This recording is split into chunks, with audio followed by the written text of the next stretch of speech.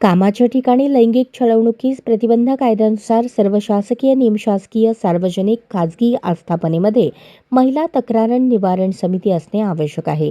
अशा आस्थापनांनी समितीचे गठन करण्याचे आवाहन जिल्हा महिला व बालविकास अधिकारी सोलापूर यांनी केले.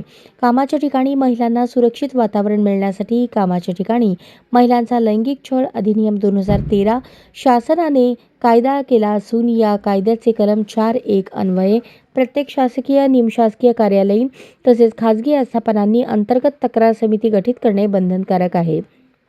जे कार्यालय आस्थापने अंतर्गत तक्रार समिती गठीत करणार नाही त्या आस्थापनेच्या कार्यालय प्रमुखास सदर अधिनियमाचे कलम 26(1) अन्वये 50,000 रुपयांपर्यंतचा दंड करण्याची तरतूद सदर अधिनियमात आहे.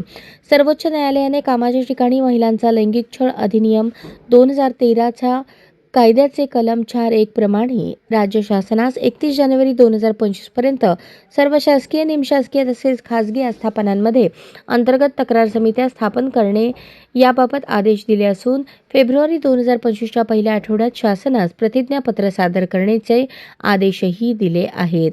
जिल्ह्यातील सर्व शासकीय, निमशासकीय, खाजगी आस्थापनांनी त्यांच्या कार्यालयाच्या अंतर्गत तक्रार समिती गठीत केली. याबाबतच्या आदेशाची प्रत 25 जानेवारी 2025 पर्यंत जिल्हा महिला व बालविकास अधिकारी कार्यालय, प्लॉट नंबर 12, पहिला मजला, शोभानगर, 7 रस्ता, बिग बाजारच्या पाठीमागे, सोलापूर.